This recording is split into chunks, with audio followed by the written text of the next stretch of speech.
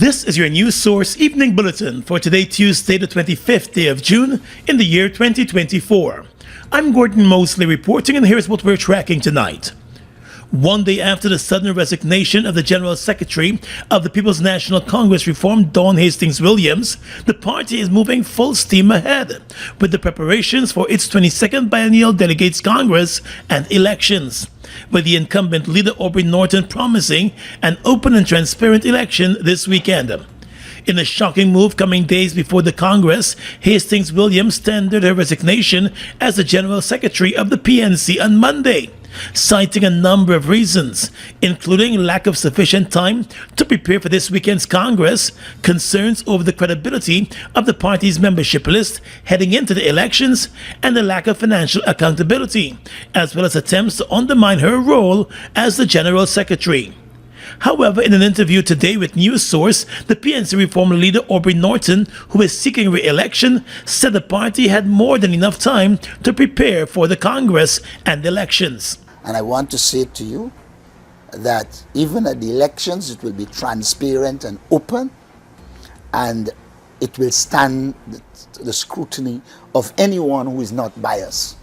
Of course, there will always be people who want to say it wasn't, but any objective person will see open, transparent elections.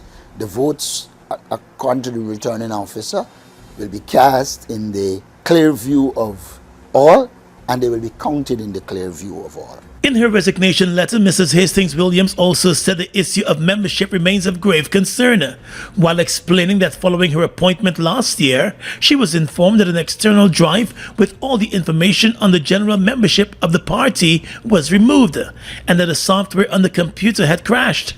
She said although the computer was eventually fixed in late April or early May, the computer CPU was removed from the department without her permission. And there are also now allegations that the list is inconsistent with those held by party groups. But Norton maintains that the list is credible. The list will be credible. Each party group is entitled to check the list. They are doing that now, and to be clear as to how many delegates they have. All of that is being done. That's in the possession of groups, etc. So I don't think the credibility of the list will be in question. According to the PNC Reform leader, based on the membership list, approximately 1,200 delegates are expected to attend the Congress, including 30 delegates from the US, Canada, and England chapters. Another issue raised by Hastings Williams was that of finance. She complained that after more than a year in office, she was unable to present a single financial statement to the Central Executive Committee of the party because she was not allowed any access to the weekly or monthly income and expenditure statements. In January last year, the party's then treasurer, Fayaz Mursaleen, had also resigned over concerns of financial accountability in the party. While brushing aside the concerns raised, Norton said all is well with the party's finances, while he dodged questions as to why the General Secretary did not have access to the party's financial statements. There is no issue as it relates to accountability. Finances come to the party. They go to a bank account or to the finance people, and every spending has an invoice. We did an audit on some of the things recently, and at the end of this, we will have a complete audit of the party accounts. What we're not prepared to do is to put it in the public domain. The resignation of the General Secretary comes less than 1 week after the party was rocked with an allegation of an alleged threat of sexual assault against Norton by long-standing member of the party, Vanessa Kissoon, an issue Norton said he was not prepared to address today. I'm not prepared to discuss the Vanessa Kissoon matter. I have agreed with the elders of the party that they will deal with it, and when the investigation is over, that's it. I am not going to discuss that. We were asked to perform this daunting and difficult task just a few hours ago, and did not and will not, until there was an appropriate arrangement, speak to any of the apparently contending parties. But for what I have heard, we really can be facing a story written by George Orwell. And we may be going through the twists and turns of a typical Orwellian drama. But while recent developments within the party have raised more than just an eyebrow, Norton, who is confident of re-election, said notwithstanding the challenges, he is confident that the party's base remains unified. According to him, since his election to office, the party has made some progress. We lost votes in Region 6. We have functioning committees in all of Region 6. On the East Bank in the last election, we didn't have functioning groups. We now have functioning groups on the East Bank. We didn't have one group in Grove. We got 3 now. So I don't know what is meant by the party is falling apart. Mr. Norton said following this weekend's Congress and elections, the party will continue to mobilize as it prepares for the next general and regional elections due next year. More news coming up in just a moment.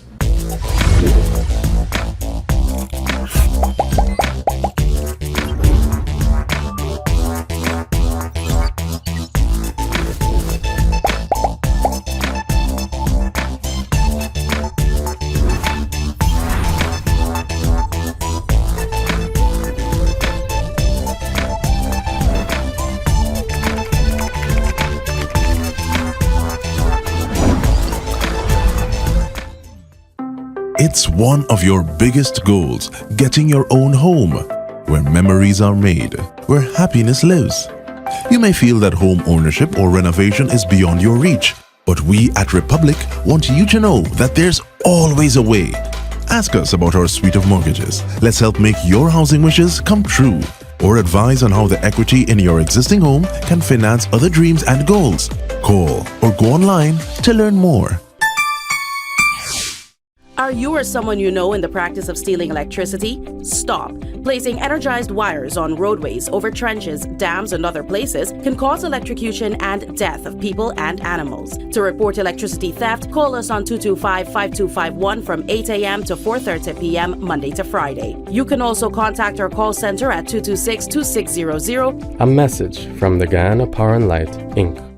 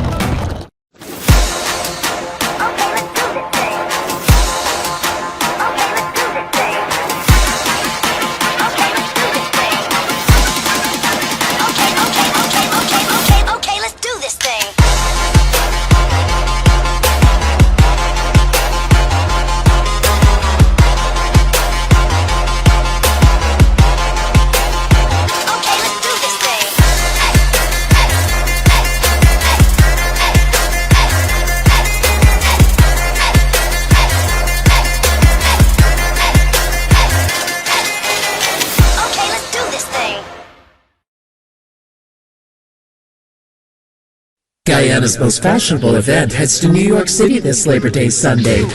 Wine, wine, wine, wine, wine, wine, wine, soca and wine, soca and wine, soca and wine. Soca and Wine Tropical Escape NYC edition. Let's escape to a place where everyone's free to express themselves through fashion and music with an atmosphere that creates a colorful paradise. Soca and Wine Tropical Escape New York edition. Sunday, 1st September at Brooklyn Boardwalk. Super early bird tickets, $60 USD. Tropical vibes by Boom FM. Fusion DJs and more to be added. Brought to you by Hits and Jams Entertainment.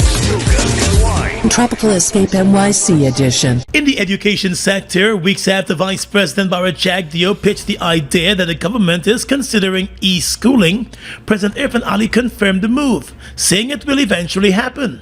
Speaking to residents of the Santa Aritac community earlier today, the president said he has already received a proposal for e-schooling and noted that it is necessary in some indigenous communities.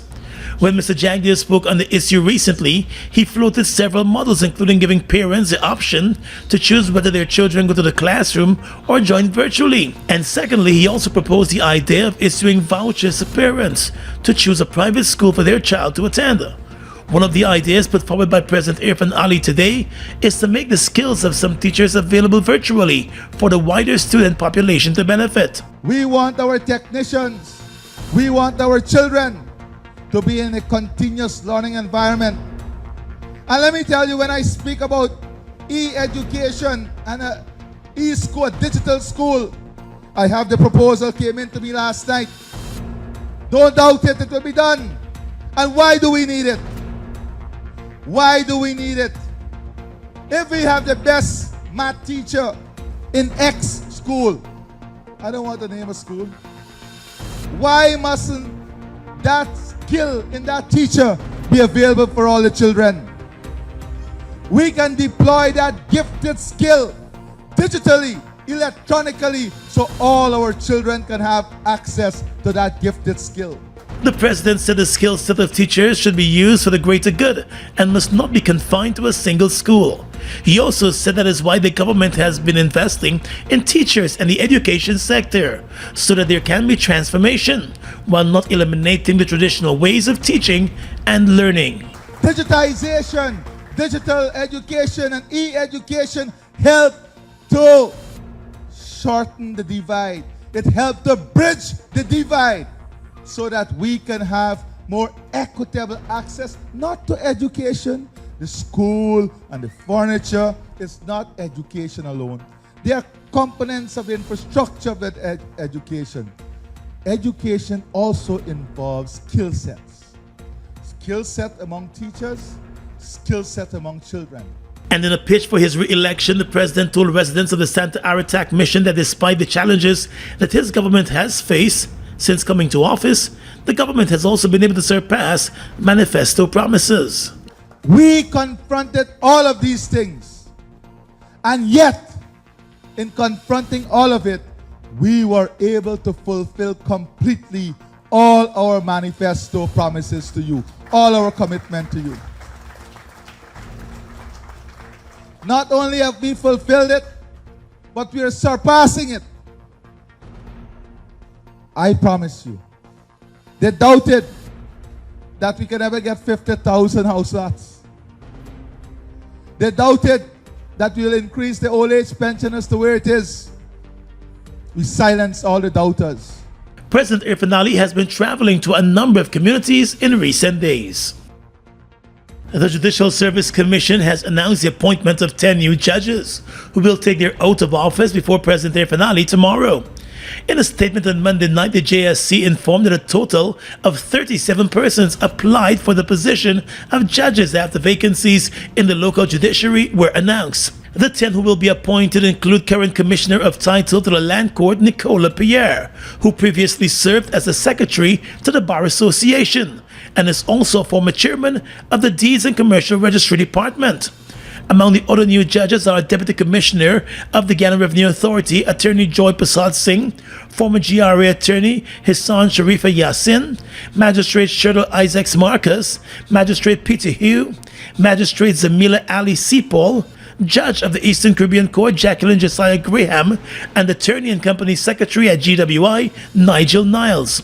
The Judicial Service Commission, just after being appointed last year, made a decision to publicly advertise the vacancies for judges, rather than to continue to follow a tradition of inviting persons to apply who were deemed fit for the positions. The Judicial Service Commission also recently advertised vacancies for positions on the Appeal Court.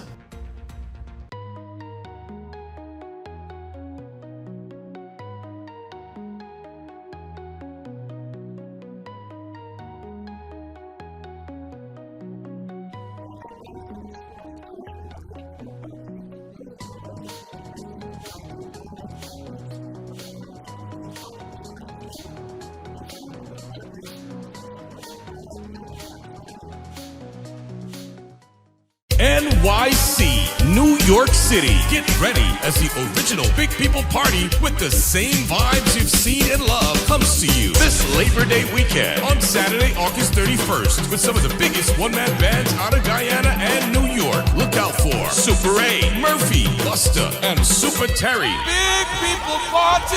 Along with the legendary Glenn Washington. Baby, don't take my kindness for weakness. If loving you is wrong, Glenn Washington. I don't wanna be right. Glenn Washington and his band at Industry City, New York City. Get your super early bird general tickets at $40 and VIP access $150 all inclusive. And all are available at hjexperience.com. This event is brought to you by Hits and Jams Entertainment, Marvelous Entertainment, and GD Events. It's the original Big People Party at Industry City, New York City on Saturday, August 31st. The big and proper edition. Mobil 1 is more than oil. It's many oils. It transforms at the molecular level. When cold, it's thicker than honey. When hot, it's thinner than water.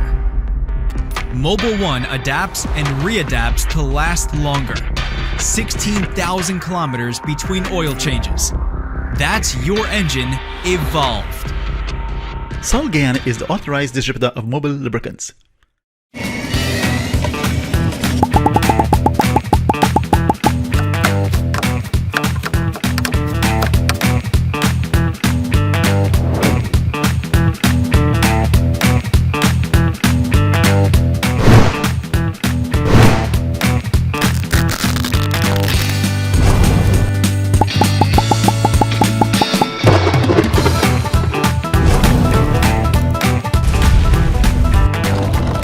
AFC candidate for leader attorney-at-law Nigel Hughes has fired back at criticism leveled against him by PPP General Secretary Vice President Barrett Jagdeo.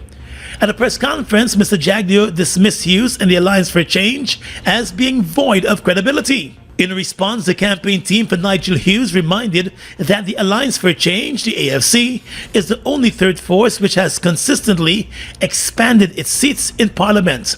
The Hughes team said Mr. Jagdeo's tenure and that of his government have been marred by numerous failures and controversies, noting that one glaring issue is the inequitable distribution of the country's oil wealth, which, according to the team, has left many Guyanese feeling excluded from the benefits of their own natural resources. The campaign team for Nigel Hughes also said while the government focuses on infrastructure development, such as roads and bridges, that focus has not translated into improved living standards for the average citizen, citing stagnant salaries and the rising cost of living. According to Hughes, under Jagdeo's leadership, an elite class comprising the PP Civic's top brass and expatriates has emerged, buying up land in and around Georgetown and driving up prices, making it increasingly difficult for ordinary Guyanese to afford property. Adding that this growing disparity has fostered resentment and a sense of alienation among the population. Moreover, it said the cost of food has surged, exacerbated by conglomerates like ExxonMobil purchasing vast amounts in bulk for their operations, while leaving the rest of the country to contend with the exorbitant prices. The campaign team for Nigel Hughes noted that corruption has been another significant issue under the PP Civic administration, highlighting a number of recent corrupt government transactions that have grabbed the attention of the country and the Public Procurement Commission. The government of Guyana has been praised by the U.S. State Department for its serious and sustained efforts to fight human trafficking. However, the U.S. government has also issued a warning to Guyana about foreign workers being forced to take up jobs in Guyana by their governments under bilateral programs. In its 2024 Trafficking in Persons report, the U.S. Department of State noted that Guyana has bilateral agreements with the Cuban and Chinese governments, and under those relations, workers from the two countries take up jobs in Guyana in various fields. The U.S. is concerned that some of those workers do not take up those jobs in Guyana on their own free will. Pointing to the more than 200 nurses from Cuba who are currently working in Guyana, it was noted that while Guyana provides housing and airfare for the nurses, their salaries are covered by their government. The U.S. State Department report noted and warned that the Cuban government-affiliated medical professionals working in Guyana may have been forced to work by the Cuban government. It also noted that Chinese nationals working on Chinese government projects through the Belt and Road Initiative in Guyana may have also been forced to work here by the Chinese government. It was noted in the report that there have been rare inspections of the work sites where the foreign government-to-government workers are based. The U.S. also recommended more vetting of the workers and the programs covering them. The report found that the government of Guyana fully meets the minimum standards for the elimination of trafficking in persons. It said the country's efforts to fight trafficking in persons included increasing investigations and prosecutions, convicting one trafficker and ordering her to pay restitution, and enacting a new anti-trafficking law with increased penalties. It was noted that there needs to be an increase in prosecutions and convictions in sex and labor trafficking cases, including for cases involving child victims. The report also recommended a complete review of existing legislation on labor recruitment and for there to be an increase in the number of labor inspectors. It recommended too that convicted traffickers, including complicit officials, be held accountable by seeking adequate penalties, which should involve significant prison time. The report recommends that the government ensures security for victims, especially those residing in government shelters and their relatives, and reduce reliance on victims to serve as witnesses in prosecutions. Last year, there were 77 cases of trafficking in persons recorded in Guyana that involved 10 suspects. 7 of those suspects have since been charged. Look at the breathtaking beauty of the Essequibo. From its pristine rivers to its abundant resources, it's a treasure that belongs to Guyana, and we ask Venezuela to respect the rule of international law.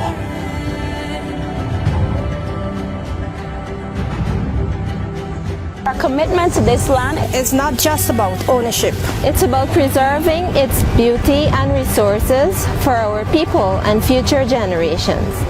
The controversy between Guyana and Venezuela was settled internationally as full, perfect, and final in 1899. Essequibo belongs to Guyana.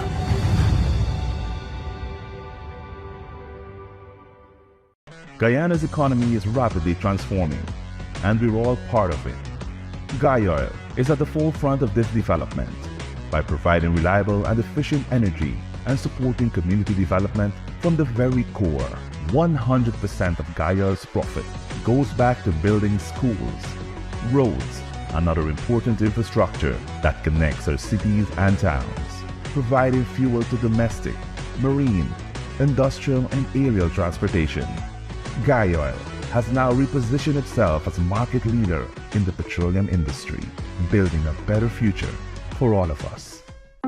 It's one of your biggest goals, getting your own home, where memories are made, where happiness lives. You may feel that home ownership or renovation is beyond your reach, but we at Republic want you to know that there's always a way. Ask us about our suite of mortgages. Let's help make your housing wishes come true, or advise on how the equity in your existing home can finance other dreams and goals. Call or go online to learn more.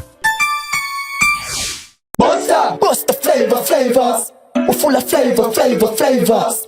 Bust the flavors, that my crave for. We're full of flavors. Tell your neighbors about the bust the flavors. Grab a bust the flavors. Yeah, thirst buster. Grab a buster. Bust the flavor, taste the savor. Bust the flavors. Bust the flavors. With your regional and international news tonight, I'm Svetlana Marshall. In the region, the Kenyan police officers assigned to tackle rampant gang violence in Haiti left Kenya today and are set to arrive this week, the U.S. State Department said on Monday. According to Reuters, the U.S. State Department spokesperson Matthew Miller said the U.S. hopes to see further measurable improvements in security, particularly with respect to access to humanitarian aid and core economic activity. Kenya volunteered in July 2023 to lead an international force to tackle violence in the Caribbean nation, where gangs control most of the capital, Port-au-Prince, and have carried out widespread killings, kidnappings, and sexual violence. The deployment has been repeatedly delayed by court challenges and a deterioration of security in Haiti, which in March forced former Prime Minister Ariel Henry to resign. Kenyan President William Ruto on Monday held a departure ceremony for 400 officers who will be the first contingent to deploy to Haiti. This mission is one of the most urgent, important, and historic in the history of global solidarity. It is a mission to affirm the universal values of the community of nations, a mission to take a stand for humanity, Ruto said. Another group of around 600 officers will join the first contingent later. Venezuela's state oil company, PDVSA, has begun using tankers that navigate off radar to supply its closest political ally, Cuba, as a fleet of state-owned vessels that have historically covered the route diminishes, according to documents and ship monitoring services. According to Reuters, Cuba and its main oil supplier, Venezuela, for over a decade had exclusively used their own tankers to navigate between the two countries. Delayed maintenance, however, has taken some ships out of service, and the emergence of Mexico as a new supplier to Cuba, using some of the same vessels, have the two revamping routes to get desperately needed crude oil and fuel to the island. A large portion of tanker fleets owned by Venezuela and Cuba are under U.S. sanctions, which also limits their travel. Operated by third parties, dark fleet vessels often lack Western insurance and send false location signals to disguise their movement. PDVSA in June began coal-loading crude and fuel oil cargoes that deliver a portion in Cuban waters and from there depart to destinations in Asia to discharge the remaining volume, according to company shipping documents. The vessels poof their signal, making them look elsewhere in the Caribbean, while they're discharging in Cuba, often by ship-to-ship transfers, according to monitoring service tankertrackers.com and a satellite photo by Planet Labs seen by Reuters. And finally tonight, international news. Police fired on demonstrators trying to storm Kenya's legislature on Tuesday, and at least 5 protesters were shot dead, with sections of the parliament building set ablaze as lawmakers inside passed a bill to raise taxes. In chaotic scenes, protesters overwhelmed police and chased them away in an attempt to storm the parliament compound, with Citizen TV reporting protesters had managed to enter the state chamber. Police opened fire after tear gas and water cannon failed to disperse the crowds. Kenya's army has been deployed to support the police in controlling the security emergency, which has resulted in the destruction and breaching of critical infrastructure, the defense minister said on Tuesday. A Reuters journalist counted the bodies of at least 5 protesters outside Parliament. The Kenya Medical Association said in a statement that at least 5 had been shot dead while treating the injured, adding that 31 people had been injured, with 13 shot with live bullets and 4 with rubber pellets. And that's your News Source Evening Bulletin for tonight. I'm Svetlana Marshall reporting and encouraging you to stay safe.